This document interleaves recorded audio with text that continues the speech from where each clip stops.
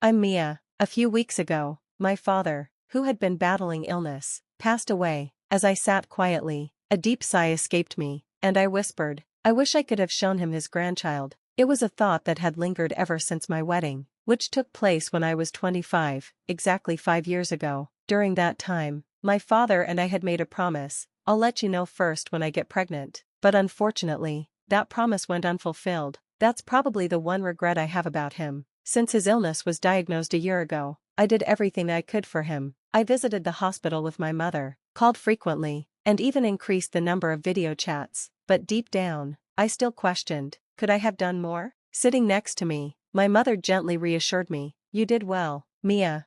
Really? I asked, doubting myself. Yes, your father would be satisfied, she replied. At that moment, my sister, Portia, entered the room, accompanied by a lawyer. So, she started, as she walked in with a man in his mid-40s. I assumed he was the lawyer, and he handed me his business card. I'm Samuel, the attorney, he introduced himself. Thank you for coming, please have a seat, my mother said, guiding him to sit. As soon as the lawyer settled, my sister blurted out, I heard from this lawyer that Dad left quite an inheritance. It's not all for you, Lily, I quickly responded, glancing at her.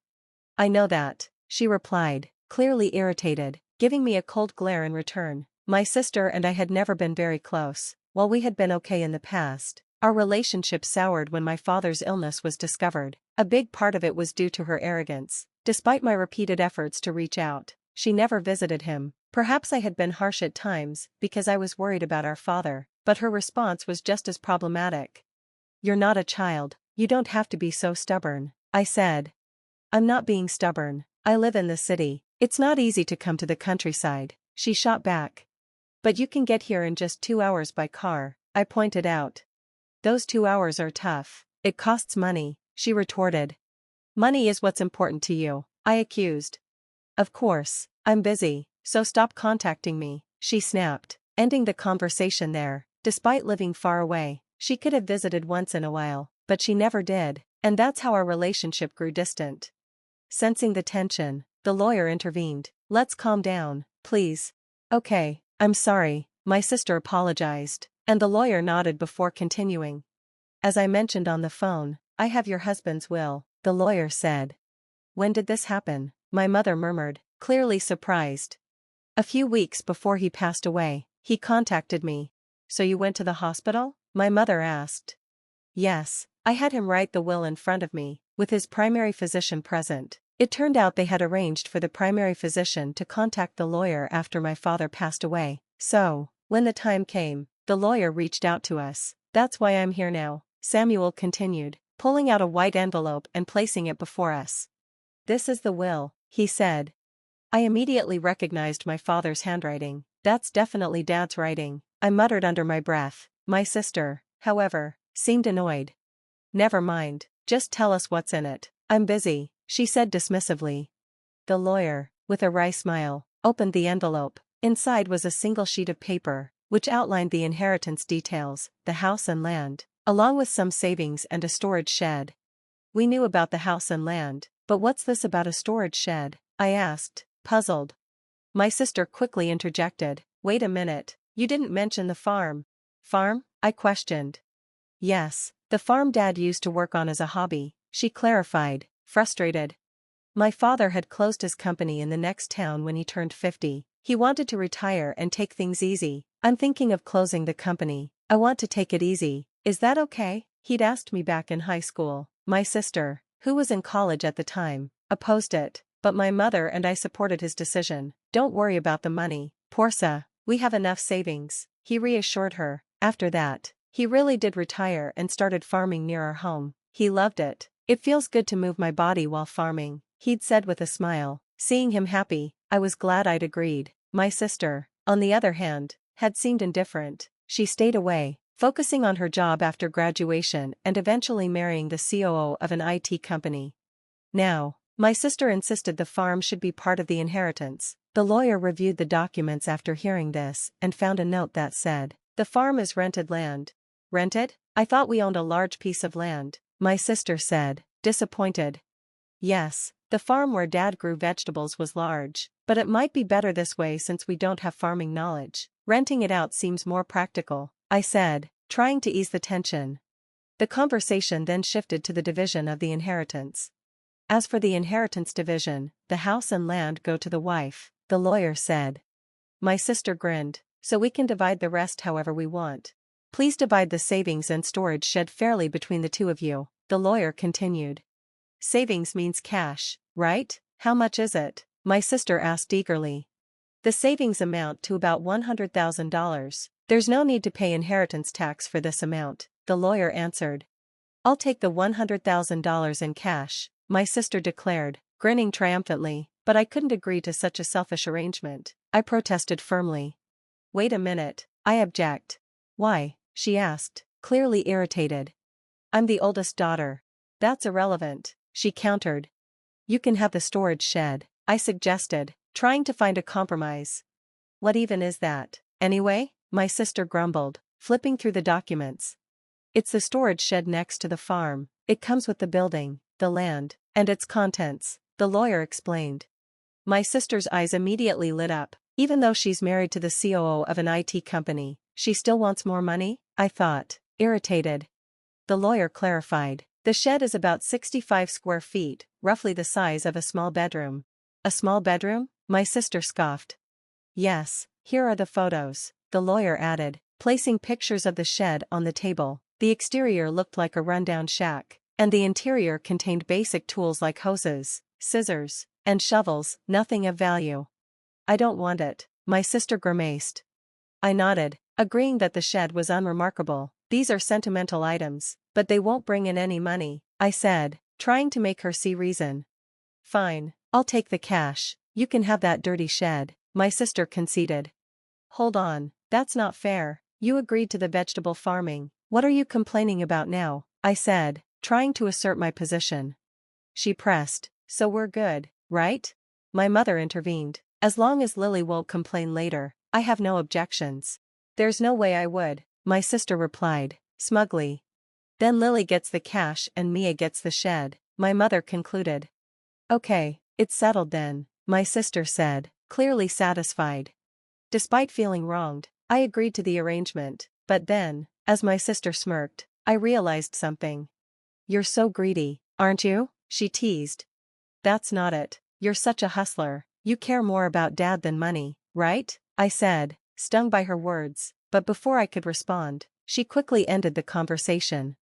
In the end, my mother received the house and land, my sister got the $100,000 in savings, and all that was left for me was the shed. Afterward, my sister signed a document promising not to complain about the inheritance division. She laughed loudly, while I was left feeling full of complaints. My husband, a salaried worker, does receive a holiday bonus, but it's definitely not that time of year. What on earth are you talking about? I asked, completely baffled. Suddenly, my sister's face twisted in anger. What? Are you making fun of me? No, what are you talking about? Money, money, you have it, don't you? Money, yes, I heard about it, she practically shouted. It turned out, she wasn't referring to any surprise financial windfall I had received. She was recalling something from a few days ago. Living in the city, my sister had run into our aunt unexpectedly. The conversation had started off normally, but quickly veered into something unexpected. I know how hard it's been for you since you lost your father. Are you doing okay? Yes, I visited him often when he was sick, my sister replied, trying to sound composed. Thank you, but you must be feeling relieved, right? Especially with such a generous thank you gift. A thank you gift? Yes. Your sister sent me a $500 gift card as a thank you for visiting him. At the mention of a gift card, my sister's eyes widened. It immediately caught her attention. When she realized I had sent it, she jumped to a conclusion. I must have come into some extra money. You got a windfall, didn't you? Just admit it, she insisted, her voice sharp with accusation. I sighed deeply, realizing what was behind this. Ah, so that's what this is about, I said, trying to keep my voice steady. But my sister wasn't letting go. Her tone grew more aggressive. What's with that attitude? Are you mocking me? She demanded. No, I'm not mocking you. It was a thank you gift, I explained, trying to stay calm under her scrutiny. So where did you get the money for it? That's what I want to know. From the inheritance, remember? Inheritance? She echoed, sounding skeptical. Yes, I inherited some things from Dad, and I decided to send thank you gifts to the relatives who helped us. As soon as I said this, my sister's expression shifted to one of disdain. All you got was that dirty shed, she sneered. Yes, that's true, I replied, a little irritated. But you can't sell that for money. But there was a safe inside it. That's where the real inheritance was, I said, trying to explain. A safe? Real inheritance? I told her about the valuable watches stored in the safe, watches my father had collected over his lifetime. While I didn't know their exact worth, I suspected they were worth far more than the $100,000 in savings I had found. Considering my father had retired early from his business, I had expected more than that, and I wondered if he had invested the rest in those watches. When you inherit valuable items, you have to pay inheritance tax, my mother had said when she saw the safe's contents. What should I do, Mom? When I asked for advice, she hesitated before replying. These things always come to light, you should declare them properly. How? Let's speak to that lawyer we talked to. So, I reached out to the lawyer again. He explained that inheritance tax is determined by the value of items at the time of inheritance. I was also advised that a certified public accountant could handle the process, so I hired one. It turned out that the watches alone were worth at least $500,000. With watches this valuable, you'll have to pay inheritance tax, the accountant informed me. How should I pay it? Perhaps you should keep the ones with sentimental value and sell the rest. It made sense. I wasn't familiar with these watches, and it seemed better for someone who could truly appreciate their worth to have them. So, I sold several of the watches, using the money to cover the inheritance tax and send thank you gifts to the relatives who had helped us. The gift cards my sister had mentioned were part of that. To her, they might have seemed like a sign of newfound wealth, but for me, they were just tokens of gratitude. I even showed my sister the pocket watch my father had worn every day. This one isn't worth much, but it holds the most memories for me. But my sister's response was far from warm. What, you don't have any left? She asked, her face scrunching in disbelief. No, there are still some in the safe, I explained. Where's the safe? She pressed, her voice suddenly hard. It's at Mom's. The safe's too big for this house. It's the one Dad used at his company. Her eyes narrowed, and she looked away, deep in thought. She muttered, clearly calculating something. A wave of unease washed over me. Something felt off, but before I could pinpoint it, she suddenly stood up, her tone colder than ever. I'm leaving now that I know where the money came from, she said, her voice dismissive, and without another word, she walked out the door. I felt a rush of relief at her leaving without making a scene, but the unease lingered. I couldn't shake the feeling that this wasn't the end of it. My sister wasn't exactly known for being understanding. That night, just as I was winding down, I received a call from my mother. Mia, it's urgent. Come over right away. What happened, Mom? I asked, sensing the panic in her voice. It's just, really bad. My heart skipped a beat as I grabbed my husband, and we rushed to my mother's house. As we neared, something didn't feel right. The entire area was bathed in the red glow of police lights. What's going on? I whispered, a knot tightening in my stomach. As we got closer, the scene became clear. Several police cars were parked outside, and a crowd had gathered. I pushed through, calling out for my mother. What happened, Mom? I pushed through the crowd and called out to my mother. What happened, Mom? Well, Mia, you see. My mother began to recount the strange events of the evening. It was already after 9 p.m., and she was feeling exhausted, having already gone to bed. Soon after, she heard strange noises coming from inside the house, sounds like someone was searching for something, shuffling around behind the door. Oh, it's a burglar, she thought immediately.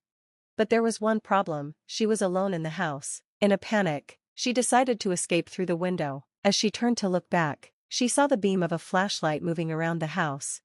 This is definitely a burglar, she was sure of it now. Running to the neighbor's house, she knocked frantically, shouting, "Help, there's a burglar." The neighbor immediately came outside. Noticing the flashlight beam flickering through the window, they both called the police. Thinking they were witnessing a robbery in progress, they waited anxiously, watching the light move erratically through the house. But when the police arrived, they discovered it wasn't a burglar at all. It was my sister, sneaking into the house to rummage through the safe after hearing about its contents. Neither my mother nor the neighbor had any idea. The scene quickly turned chaotic. My sister, realizing the gravity of the situation, panicked and tried to flee the scene, but in her haste, she bumped into the open door of the safe, and it toppled over. So, Lily got trapped under it? Yes, that's what happened. Is she okay? She was taken to the hospital by ambulance, but she keeps saying her leg hurts. I was stunned, unable to comprehend what had just unfolded. What on earth was she thinking? After the dust settled, my mother and I both apologized to the police officers for causing such a late-night disturbance. I also called my sister's husband, unsure of what else to do.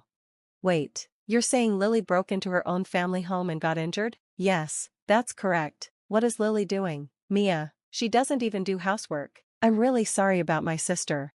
That's it, I'm filing for divorce. Apparently, my sister had accumulated a significant amount of debt, primarily from her constant spending on luxury items. Her husband had just found out, and their argument escalated quickly. She stormed out, telling him, "I'll borrow from Mom and pay it back." Turns out, my sister had already used the $100,000 she inherited to pay off some of her debts, but still short. She had come to me, hoping to scrounge for more money. When she learned about the contents of the safe, she made a rash decision, sneaking in to get what she thought would save her. It all spiraled from there. In the end, my sister, now with a fractured leg, was hospitalized. Her husband arrived at the hospital, divorce papers in hand, ready to end their marriage. My sister, in disbelief, refused at first, shouting, "I'm not getting a divorce, absolutely not." But it was too late. He placed the divorce papers in front of her, and, with no choice but to accept, she signed them. Now, as she lay in her hospital bed, dazed and defeated, there was a part-time job magazine on her nightstand. She was likely planning to start working to pay off her mounting debts. That, at least, would be a relief for me.